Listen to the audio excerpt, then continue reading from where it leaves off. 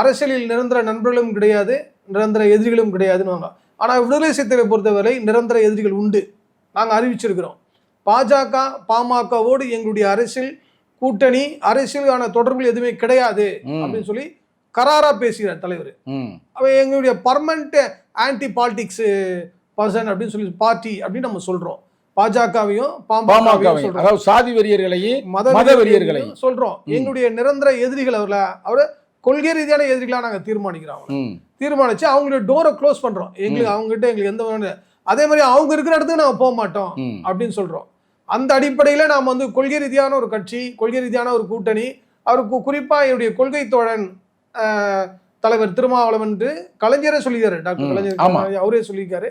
அவரோட நம்ம பயணப்படுறோம்.